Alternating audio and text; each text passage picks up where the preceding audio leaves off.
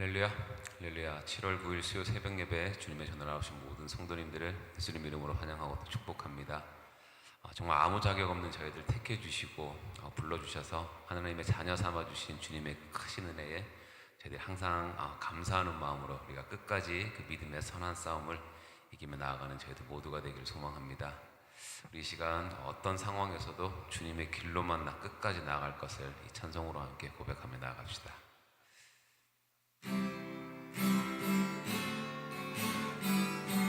나 주님의 길을 가리라.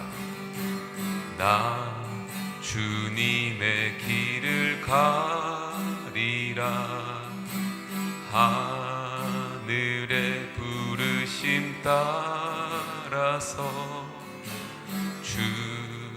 주님의 얼굴을 구할 때 거룩한 성령 임하시네. 물과 피를 쏟으시 하나님의 어린 양 주님 사랑합니다. 오 주여 나를 보내소서. 주 위에 살리라. 주 따라가리라. 내 생명 다하여 주 복음 전하리. 곧 승리하리라. 그날은 오리라. 난 결코 돌아서지 않으리. 나 주님의 길을 가리라. 하늘의 부르심 따라서 주님의 얼굴을 구할 때 거룩한 성령 임하시네. 물과 피를 쏟으시 하나님의 어린 양 주님 사랑합니다. 오 주여 나를 보내소서. 주 위에 살리라. 주 따라가리라. 내 생명 다하여 주 복음 전하리. 곧 승리하리라.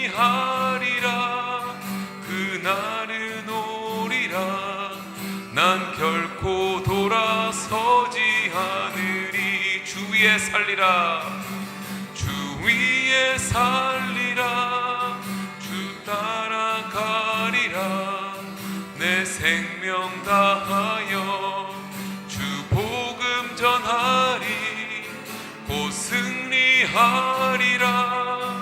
그날은 오리라. 난 결코 돌아서지 않으리. 다시 한번 주 위에 살리라. 주 위에 살리라. 주 따라가리라. 내 생명 다하여 주 복음 전하리. 곧 승리하리라. 그날은 오리라. 난 결코 돌아서지 않으리. 난 결코 돌아서지 않으리.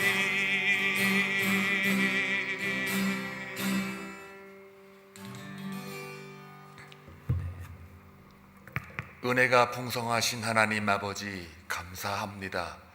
오늘도 예배자로 서게 하시고 주님의 말씀을 사모하여 이른 새벽부터 나와 주님 앞에 나아가는 저들에게 성령의 기름 부어주시기를 간절히 소원합니다. 주의 몸된 교회를 통하여 저들에게 하나님의 은혜와 진리가 충만하게 하시고 하나님의 인애와 자비와 긍휼하심이 언제나 머물러 있어서 저들이 살아가는 동안에도 하나님과 동행하는 삶을 경험할 수 있도록 역사하여 주옵소서. 간절히 원하옵기는 지금도 육신의 질병으로 인하여 허덕이며 기도하는 믿음의 가족들이 있습니다. 아버지, 그들을 불쌍히 여겨주셔서 하나님의 놀라운 기적이 일어날 수 있도록 체험하게 하여 주시기를 원합니다. 코로나로 인해서 병약한 성도가 있습니다. 또한 우울증으로 그 마음 가운데 어려움을 호소하는 성도가 있습니다. 또한 사업으로 인하여 근심염려하며 노심초사 기도하는 주의 백성이 있습니다. 또한 아버지 하나님, 얼굴에 신경이 마비가 되어 사람들 앞에 나오기가 꺼려 주의 제단 앞에 나오지 못한 성도가 있습니다. 아버지 하나님, 불쌍히 여겨 주옵소서. 또한 새롭게 가게를 문을 열어 주님 앞에 호소하며 기도하는 성도가 있습니다. 또한 출타 중에서 하나님 아버지께 늘 은혜를 누리고자 하는 백성들도 있습니다. 안전한 보고되어 주시고 하나님의 놀라운 은혜와 역사가 하나님의 백성들에게 머물러 있게 해주시기를 간절히 소원합니다. 그리하여 저들이 기도하는 그 자리가 하나님을 경험하며 하나님의 임재의 장소가 돼서 저들이 호소하고 기도하고 간구할 때 하나님이 하나님 되심을 다시 한번 깨달아 알 수 있는 은혜를 더하여 주옵소서. 우리가 할 수 있는 일은 아무것도 없사오니 오직 여호와를 앙망하며 주의 말씀 안에 주님만을 바라볼 수 있도록 인도하여 주옵소서. 오늘도 주님의 말씀을 묵상함으로 하루를 살아낼 때에 하나님의 말씀이 우리의 발에 등이 되게 하시고 늘 안내자가 됨으로 말미암아 하나님의 은혜를 누리며 살아가는 귀한 놀라운 체험이 있게 하여 주옵소서. 주의 말씀을 듣겠나이다.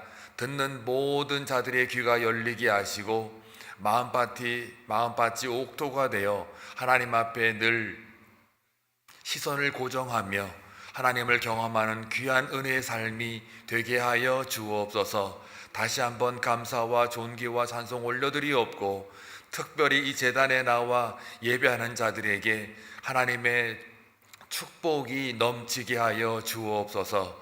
예수님의 이름으로 기도하옵나이다. 아멘.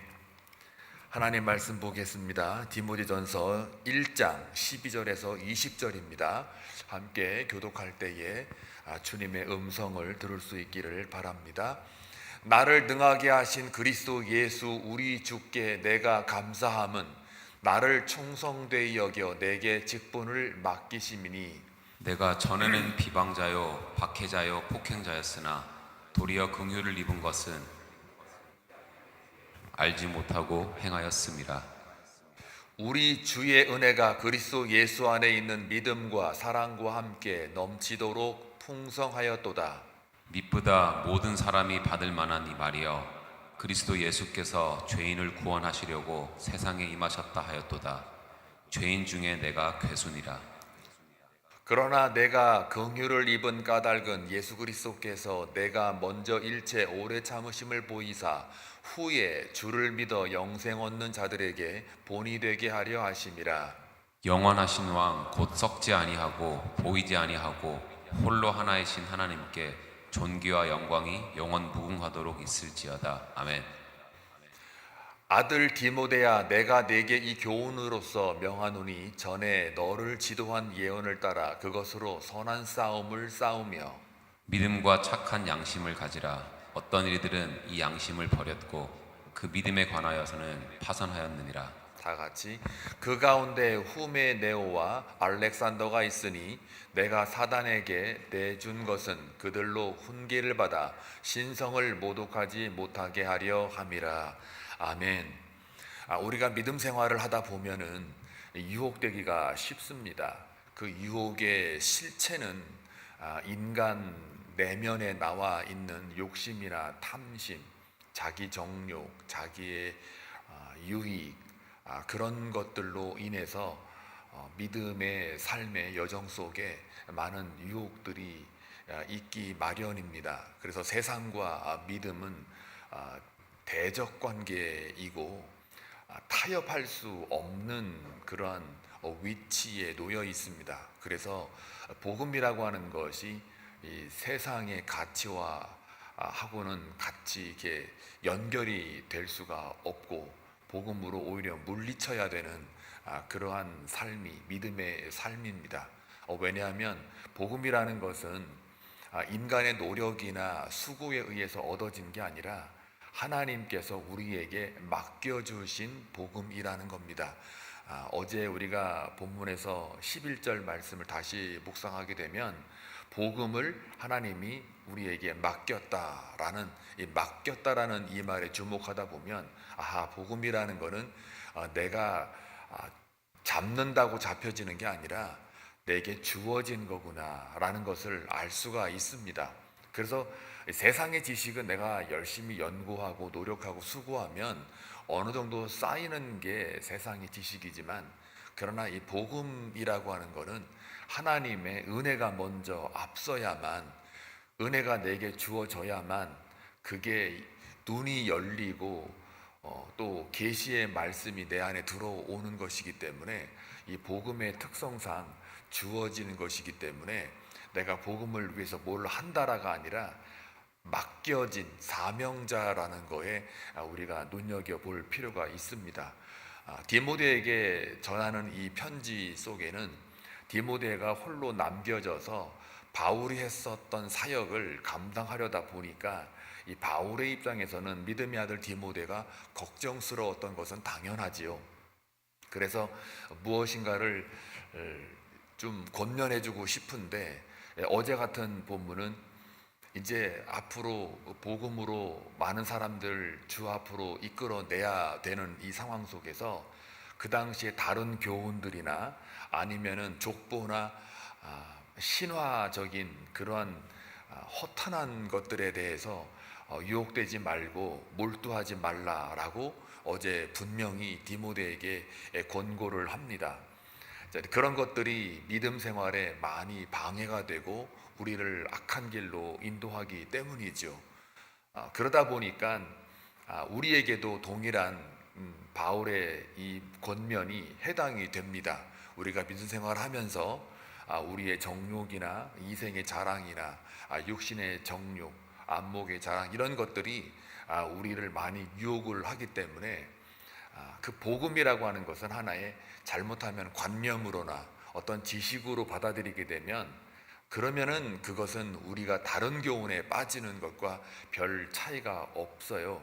그래서 바울이 이 디모데에게 혹은 우리에게 믿음 생활 속에서 여러 가지 난관에 부딪히고 또 방해되고 유혹되는 것들이 분명히 있을 터인데 그때마다 뭘 생각하라고 하는 것인지를 오늘 본문을 통해서 깨닫기를 바랍니다. 이제 12절에 보게 되면은 이제 자신이 뭐라고 이렇게 소개를 하냐면요. 나를 능하게 하신 그리스도 예수 우리 주께 내가 감사함은 나를 충성되이 여겨 내게 직분을 맡기심이니. 그렇죠? 내가 직분자가 된 것, 그리스도인이 된 것, 사명자가 된 것, 복음 전도자가 된 것, 이것은 내 실력과 노력과 수고가 아니라 하나님이 내게 맡겨주셨다. 즉 은혜가 먼저 내게 임하였기 때문이다 라는 말로 디모데에게 혹은 우리에게 믿음 생활 속에 유혹당하는 우리들에게 권면하는 거예요. 13절에 보니까 내가 전에는 비방자요 박해자요 폭행자였으나 도리어 긍휼을 입은 것은 은혜죠. 내가 믿지 아니할 때에 알지 못하고 행하였습니다. 그러니까 바울이 내가 지금 이렇게 이 디모데전서 후서 쓸 때가 이 바울의 마지막 인생의 거의 종말을 앞두고 있는 그런 상황이라고 말씀드렸어요. 가장 늦게 쓰여진 서신서니까요. 그런 자가 그쯤 되면은 사실 믿음의 아주 대가잖아요.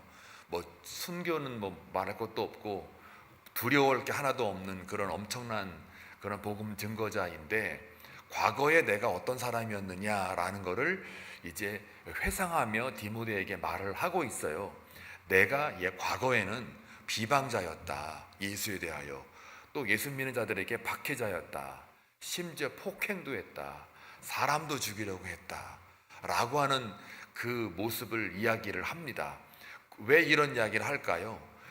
내가 이런 자였는데 내가 지금 내게 맡겨진 직분을 맡겨주신 그 하나님의 은혜, 긍휼이 있었기에 내가 이렇게 바뀌었다라는 것을 말하고 있는 거죠. 그리고 14절에 보게 되면 우리 주의 은혜가 그리스도 예수 안에 있는 믿음과 사랑과 함께 넘치도록 풍성하였도다. 자신의 고백이에요. 그리고 15절 미쁘다, 이거는 믿을만하다라는 말이에요. 모든 사람이 받을 만한 이 말이요 그리스도 예수께서 죄인을 구원하시려고 세상에 임하셨다 하였도다. 죄인 중에 내가 괴순이라. 그러니까 예수를 믿으면 믿을수록, 예수 안에 거하면 거할수록 내 자신이 너무 적나라하게 보인단 말이에요. 거룩 앞에 서면 설수록, 은혜 앞에 서면 설수록, 십자가 앞에 서면 설수록 내가 자꾸 죄인으로 정확하게 보인단 말이죠. 그러니까 이 죄인 중에 내가 괴수다라고 하는 이 말 속에 그 괴수가 지금 뭐하고 있어요? 하나님께서 내게 맡겨준 소명자로 지금 살아가고 있다라는 거. 박해자요, 비방자요, 또 폭행자라고 자기가 스스로 자부를 하는데, 고백을 하는데, 그런 나에게, 죄인 중에 괴수인 나에게 나를 구원하시기 위해서 이렇게 나에게 은혜를 주셨다라고 하는 그 얘기를 하는 이유가 뭘까요? 결국은 바울이 하고 싶은 말은, 믿음 생활하다 보면 또 주께로 많은 영혼들을 이끌다 보면 별의별 다른 교훈이나 신화나 또 족보에 의해서 미혹되고 내가 넘어지기 일상인데, 그럴 때마다 네가 할 수 있는 일은 뭐냐면 하나님이 나를 어떻게 인도하셨고 어떻게 나에게 은혜를 베풀었는가, 그의 긍휼로 인하여 내가 여기까지 왔음을 한번 돌아보라. 그게 바로 네가 이겨낼 수 있는 하나의 중요한 원리다, 믿음의 삶이다라고 말하고 있는 거예요. 그러니까 은혜를 어떻게 해요? 돌아봐라. 은혜를 돌아보면 된다 이거예요. 네가 그리스도인이 된 거, 직분자가 된 거, 사명자가 된 거, 또 복음 증거자가 된 거, 이것이 다 하나님의 은혜로 된 것이기 때문에 죄인 중에 내가 괴수임에도 불구하고 하나님 나를 쓰셨다라고 하는 것에 복음의 그 속성을 말하면서 지금 디모데에게 얘기하고 있는 거예요. 이걸 오늘날 우리 시대로 가져오다 보면 저와 여러분이 신앙생활 할 때에 힘들고 어렵고 넘어질 때가 있을 거 아니에요. 그리고 또 뭔가가 이제 교회 신앙 공동체 속에 자꾸 멀어지고 소외되고 어떤 여러 가지 시리에 빠지고 좌절과 절망할 때가 있지 않겠습니까? 그럴 때에 하나님이 우리에게 바울서신인 이 디모데전서를 통해서 말하고자 하는 게 뭡니까? 내가 너에게 베풀어준 그 은혜를 기억하라는 거죠. 너가 죄인 되었을 때에, 하나님의 원수가 되었을 때에, 연약했을 때에 내가 너를 위하여 죽기까지 복종했고 너를 구원해냈고 너를 그리스도인으로, 장로로, 집사로, 안수집사로, 권사로 세웠던 것을 기억하라 라는 것을 오늘 권면하고 있단 말입니다. 은혜를 회복하는 거예요. 내가 받은 처음 내가 예수를 만났을 때 그 감격, 감동을 다시 기억하라. 내가 무엇이가 한데 하나님이 나를 위해 죽으셨을까? 그 은혜를 다시 회복해라. 은혜를 돌아보라는 이야기입니다.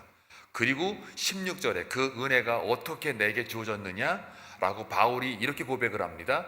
그러나 내가 긍휼을 입은 까닭은, 은혜를 입은 까닭은 예수 그리스도께서 내가 먼저 일체 오래 참으심을 보이사 후에 주를 믿어 영생 얻는 자들에게 본이 되게 하려 하심이라.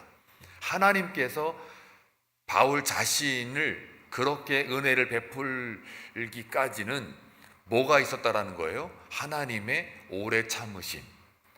이 고백이 저와 여러분의 고백이 되기를 바랍니다.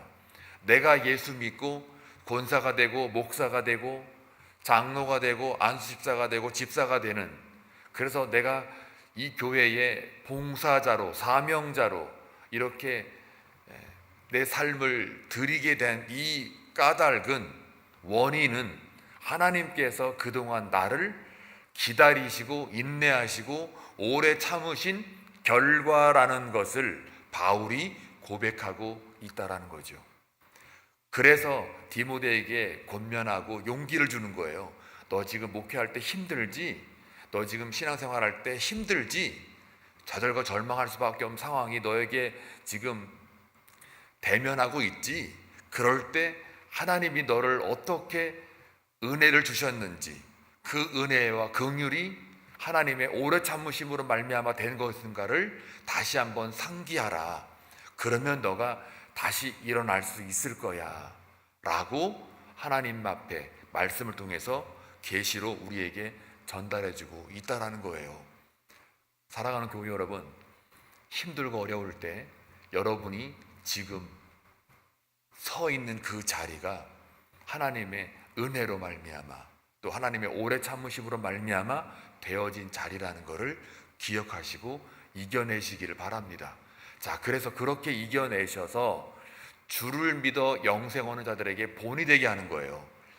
다른 믿음이 연약한 자들, 예수 안에 늦게나마 들어온 자들, 그런 자들이 내가 그렇게 은혜를 돌아보고 하나님의 오래 참으심으로 내가 굳건하게 이김의 싸움을 나아간다면, 믿음으로 승리한다면 후에 주를 믿어 영생 얻는 자들에게 뭐가 돼요? 내가 본이 되는 거예요. 모델이 되는 거예요. 그거를 나중에 17절에 이어서 뭐라고 말해요? 하나님께 존귀와 영광이 영원 무궁하도록 있을지어다. 그러니까 저와 여러분이 누구나가 다 힘들어할 수 있고, 누구나가 다 넘어질 수 있고, 누구나가 다 좌절할 수 있는 그 절망 상황 속에서도 하나님이 내게 베풀어 주신 은혜를 기억하고 하나님의 오래 참으심의 결과로서 내가 이렇게 서 있는구나라고 믿고 믿음의 싸움을 해 나아가면 다른 영생 얻는 자들, 그 자들에게 내가 어떻게 돼요? 모델이 되고 본이 되는 그것을 하나님께 존귀와 영광이 영원토록 있다라는 얘기입니다. 뭐 여러분에게 뭐 돈을 달라 그래요, 아니면 여러분에게 뭐 그냥 완벽한 인간이 되라고 그래요, 아니면 네가 가지고 있는 거 다 풀어가지고 전부 나눠줘라, 그게 바로 믿음이다, 이렇게도 안 하잖아요. 여러분의 믿음을 잘 지키고 그 지키는 그 궁극적인 원인과 근거는 하나님의 은혜를 기억하여 하나님의 오래 참으심과 인내와 긍휼하심으로 내가 여기에 있소라고 끝까지 하나님의 시선을 고정해서 흔들리지 않고 말씀 붙잡고 나아가는 것만으로도 주의 영생 얻은 백성들로 하여금 본이 되었을 때 하나님께 존귀와 영광이 된다는 그 사실이 여러분의 인생이 멋지지 않습니까? 얼마나 멋진 인생이냐고요. 세상 사람들이 그렇게 사람들을 향하여 아우 당신 멋있어, 당신 위대해, 아 당신 참 내가 배울 만해, 본받을 만해. 그거는 뭐라 그래요? 영원하신 왕, 곧 썩지 아니하고 보이지 아니하고 할 때 이게 반대말로 뭡니까? 인생이, 세상이 칭찬했던 것들은 다 뭐예요? 다 썩는 거란 말이에요. 근데 썩지 않는 영광이 있어요. 그게 바로 여러분이 본이 되는 자, 여러분의 믿음만 잘 지켜가는 삶을 사는 것만으로도 썩지 아니하고 보이지 아니하고 홀로 하나이신 하나님께 존귀와 영광이 어떻게 해요? 영원 무궁하다. 그러니 여러분의 인생이 다른 믿지 않는 인생들하고는 비교가 안 된단 말이에요. 그거를 여러분이 깨달으면 어떠한 인생의 색깔이 나한테 주어지건 또 어떤 역경이 고난이 내게 와도 그 믿음을 지켜가는 순간 여러분의 마음속에, 머릿속에는 뭘 생각해야 돼요? 지금 하나님께 존귀와 영광이 영원무궁하구나, 썩지 아니할 그 영광이구나 라고 위로가 되잖아요. 용기를 주잖아요. 안 그렇습니까? 저만 그렇습니까? 이것만 붙들고 있어도 그런 사람들이 우리 한빛장로교회에 전 교인이 그런 믿음의 싸움을 해 나간다면 하나님께서 성령을 통하여 부흥 안 주시겠습니까? 주의 믿는 구원받은 자들을 안 보내시겠냐고요. 왜요? 여기가 진리가 있는데요. 여기에 생명이 있는데요. 세상의 그 물결은 다 썩은 물이고요. 흙탕물이에요. 물이 많으면 뭐예요? 마실 물이 없는데. 근데 여기에 생수가 흐르면 그 생수를 마시우게 하기 위해서라도 하나님께서 떠도는 그 죽어가는 영혼들을 우리 교회로 보내실 줄로 믿습니다. 그래서 복음이 여기 선포되어져야 되고요. 하나님의 마음과 하나님의 은혜가 여기 선포되어져야 돼요. 여러분의 귀를 즐겁게 하고 쉽게 뭐를 이렇게 막 여러분의 인간적인 마음을 채워주는 말이 아니라요. 진짜 복음의 생수가 여기에 쏟아져 나오면 하나님이 보내시는 거예요. 하나님이 일하시는 거란 말이에요. 복음을 증거하지 않고 사람의 귀를 즐겁게 하는, 저요 강의할 때는, 신학교 가서 강의할 때는 재밌게 합니다. 사실은 세미나 때, 그 장로 교육할 때 제가 여러 가지 소스를 동원해 가지고 막 교육하다 보면 막 재밌게 막 웃게 하잖아요. 근데 설교는 그게 안 돼요. 하고 싶어도 이 마음속에 자꾸 제동이 걸려요. 너 지금 누구 즐겁게 하려고 하는 거야? 하나님을 기쁘시게 할 거야? 사람을 기쁘시게 할 거야?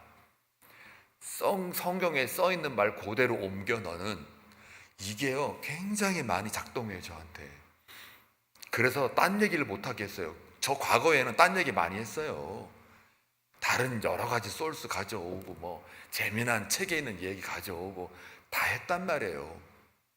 근데요 그거 많이 하면 그렇게 많이 하면 할수록 제가 굶주려져요.